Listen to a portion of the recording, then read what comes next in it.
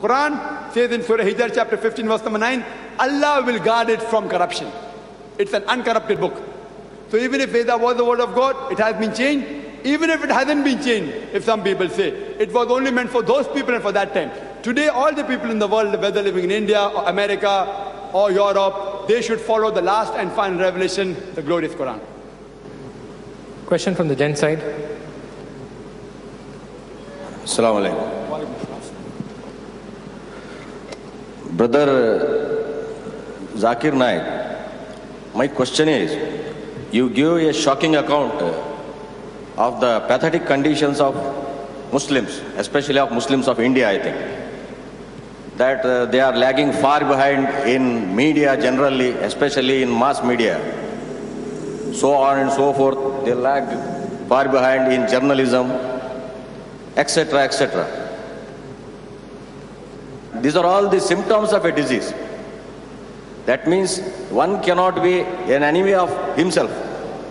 A community cannot be the enemy of itself. When the community is lagging behind in each and every aspect, to the extent that a small offshoot of the same community, that Qadianism, you say they are doing well. So will you be able to give the exact reason why Muslims are lagging behind in all these fields? Brother asked the question that why are Muslims lacking behind when we know that it's a pathetical condition, that in media we're lacking behind, in journalism, in science and technology, why we're lacking behind? Do you know, brother, at a time we were on the top. From the 8th to the 12th centuries, it was called as the Dark Ages. As the Dark Ages. Dark for whom? Dark for the Europeans. The media today projects from the 8th to 12th century Dark Ages. Who's projecting? The media. The media. It was dark for the Europeans. They were backward. The world was not backward. The world, with the limited knowledge that the Arab Muslims had, the amount of advances they made, it's tremendous. You know, there were Muslim scientists who were far advanced from the 8th to 12th century. If you know the scientific history, that Muslims were far advanced in several fields. In several. The first person who discovered the blood circulation was Ibn Nafis, 600 years after the revelation of the Quran. But today we know of William Harvey. William Harvey described blood circulation 400 years after Ibn Nafis. But no one knows about Ibn Nafis, everyone knows about William Harvey. Media is in their hand. Then further, the first person who drew the world map was the Arab, Al-Idrusi, in 1154. Mathematics, Muslims were far advanced. The zero was learned from the Indians. The Arabs introduced zero and the decimal point to the world. In trigonometry, Muslims were far advanced. If you know Al-Biruni, he was expert in trigonometry and maths. We learn about the Pythagoras theorem in school, that the square of the hypotenuse is equal to the sum of the square of the other two sides. Pythagoras theorem. Who discovered it? A Muslim. Al-Abtusi, a Muslim. He discovered it. We know about Pythagoras theorem, we don't know about Al-Abtusi. We are to blame. The media is in their hands. If you know Al-Kindi, he was expert in physics, in mathematics. He first said that all laws aren't absolute, they are relative. All physical laws aren't absolute. Newton, Galileo, all of them said all physical laws are absolute. Al-Kindi said no, they're relative.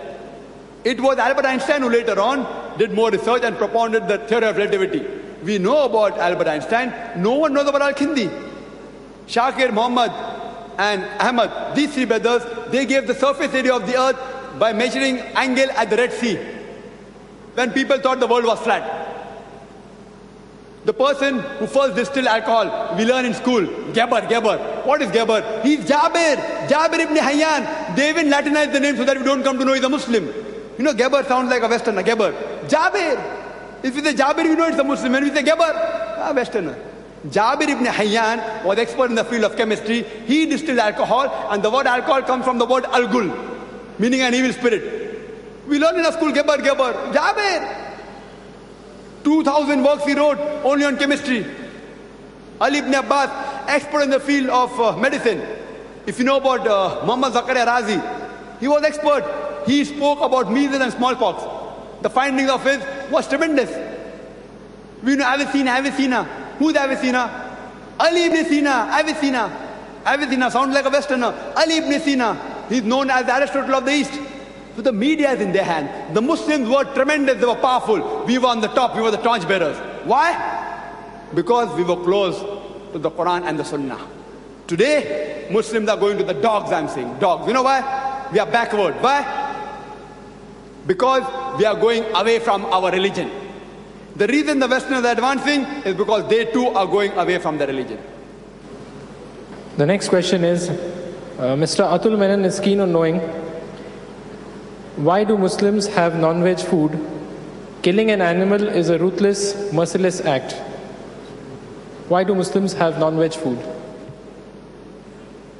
The question posed was that why do Muslims have non-veg food?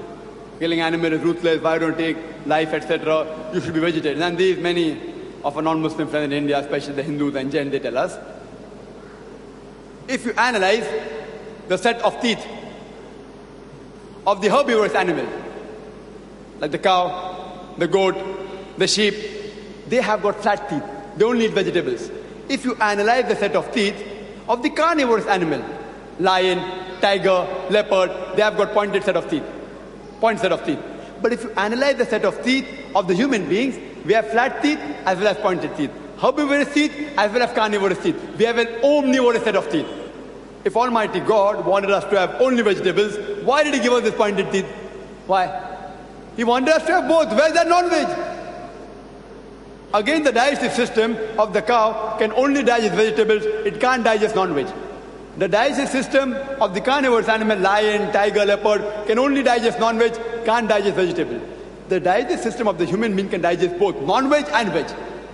If Almighty God wanted us to have only vegetables, why did He give us a digestive system which can digest both veg and non-veg? And further, if you analyze that most of the religious scripture, whether Bible or Veda or Ramayana, they give permission to have non-veg. If you read the Hindu scriptures, the sages and sons, they had non-veg. They even ate beef. If you read Ayodhya Khandam, chapter number 20, chapter 26, chapter number 94, it says when Ram was sent for Banvas, he told his mother that I will have to sacrifice my tasty meat dishes. If he had to sacrifice tasty meat dishes, that means he had meat. When Ram can have meat, why can't you have meat?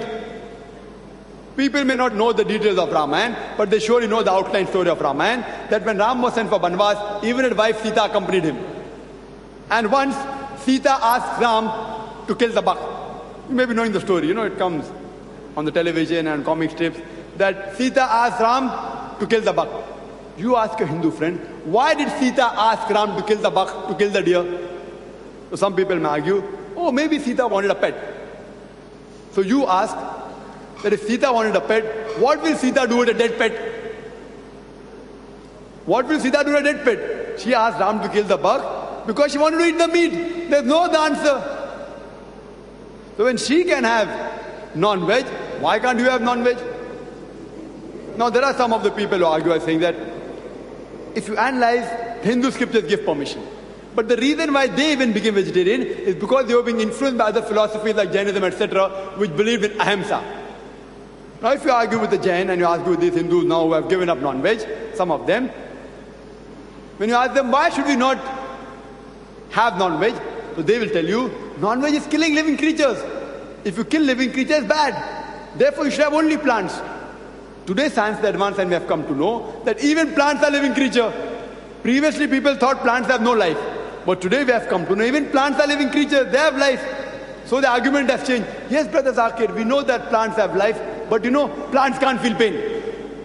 Therefore, killing a plant is less a sin as compared to killing an animal. Today, science has further advanced and we have come to know even the plants can feel pain. They can even cry. They even feel happy. Do you know that? Research has shown to us today that the plants even feel happy. They can even cry. They feel pain. But the thing is, you cannot hear their cry. Because the human frequency is from 20 cycles per second to 20,000 cycles per second. Anything below and above this you can't hear. You know silent dog whistle? The dog can hear till 40,000 cycles per second.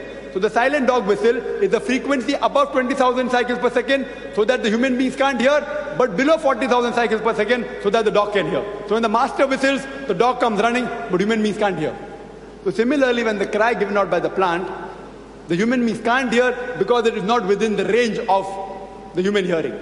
But even the plants, they cry.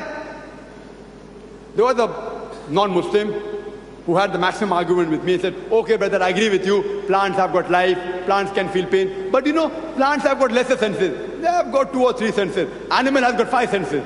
Therefore, killing animal is a bigger crime. So I said, I agree with you.